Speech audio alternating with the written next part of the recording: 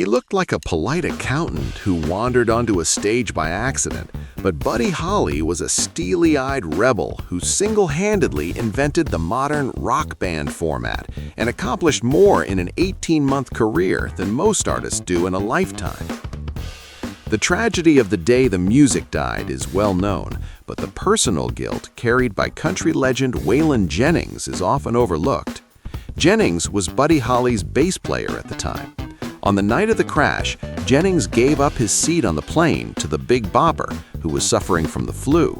When Holly learned that Jennings was taking the freezing cold tour bus instead, he jokingly teased him, "Well, I hope your old bus freezes up."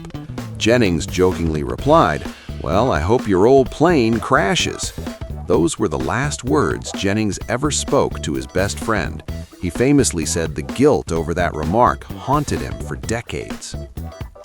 Before Buddy Holly and the Crickets, rock and roll acts were usually a singer backed by a big orchestra or a jazz-style band with saxophones and pianos.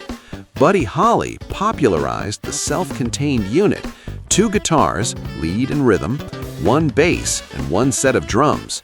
This specific lineup became the blueprint for the Beatles, the Rolling Stones, and almost every rock band that followed. In fact, John Lennon and Paul McCartney named their band The Beatles, an insect, as a direct homage to the Crickets.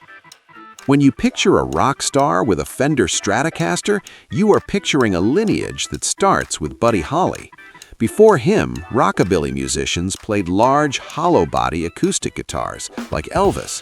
Buddy Holly was the first major artist to adopt the solid-body electric Fender Stratocaster as his signature instrument.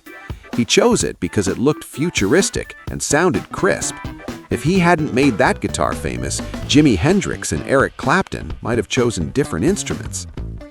Buddy Holly was a star, so why was he traveling on a cheap, broken-down school bus in the middle of a brutal Midwest winter?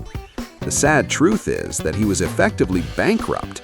He had recently split from his manager and producer, Norman Petty, who allegedly controlled all of Holly's money and froze his assets during the dispute.